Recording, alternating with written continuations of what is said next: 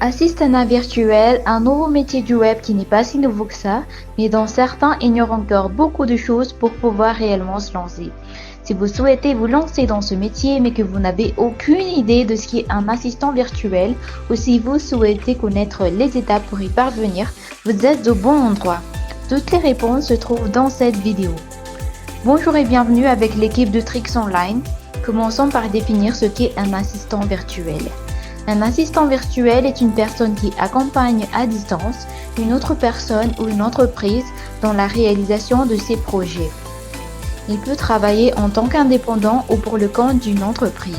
Son rôle consiste à effectuer diverses tâches déléguées dans le but de faciliter le quotidien de ses clients. Et en parlant de tâches, il existe plusieurs types d'assistants virtuels en fonction du domaine dans lequel ils opèrent. Être assistant virtuel n'a donc pour seule limite que vos compétences. Contrairement à des postes comme l'auditeur financier ou le responsable des ressources humaines, dont les missions sont détaillées et strictement liées à leur domaine, être assistant virtuel vous permet de proposer autant de services que vous le souhaitez à condition de maîtriser ce que vous proposez. La première chose à faire est donc de dresser une liste de vos compétences et de toutes les tâches que vous savez effectuer. Si vous savez gérer les boîtes email, avez des compétences en infographie, en comptabilité ou si vous êtes polyglotte, notez tout. Cependant, veillez à ce que ces tâches puissent être effectuées à distance. Par exemple, un coiffeur ou un opérateur au sol nécessite une présence physique pour exercer son métier.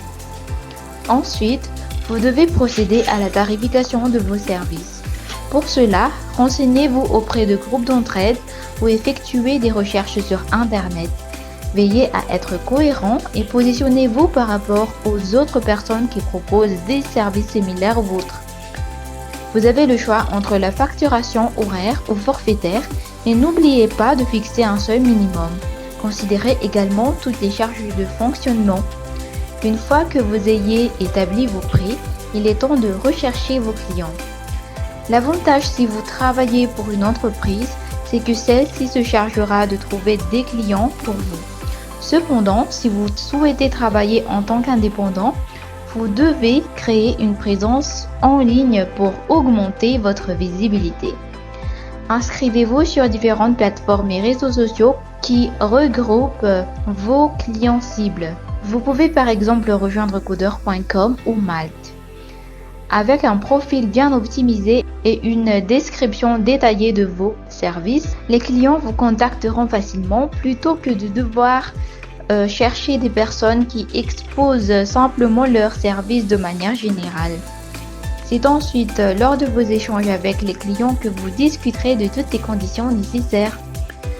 Donc, assurez-vous de préparer à l'avance tout le matériel dont vous aurez besoin pour travailler, comme un ordinateur, un casque, des solutions anti-coupure, une connexion Internet, etc. Cependant, travailler pour une entreprise présente l'avantage de ne pas avoir à vous soucier de tous ces aspects. Voici quelques conseils pour bien réussir dans ce métier. Tout d'abord, soyez curieux. En tant qu'assistant virtuel, vous serez parfois amené à effectuer des tâches assignées par vos clients que vous ne connaissez pas encore. Renseignez-vous continuellement et tenez-vous au courant des actualités afin d'être prêt à relever tous les défis. Ensuite, organisez bien votre planning de travail. En tant qu'indépendant, vous devrez jongler entre votre vie personnelle et professionnelle. Faites attention car certains ont du mal à respecter les délais et à trouver un équilibre entre les deux. C'est déjà la fin de cette vidéo. J'espère de tout cœur que mes explications ont réussi à vous guider et à vous donner les réponses que vous recherchiez. N'hésitez pas à liker, partager et à vous abonner à notre chaîne. Vous pouvez également nous suivre sur les réseaux sociaux. Je vous donne rendez-vous dans un mois pour une autre vidéo instructive. Merci de nous avoir suivis et à bientôt.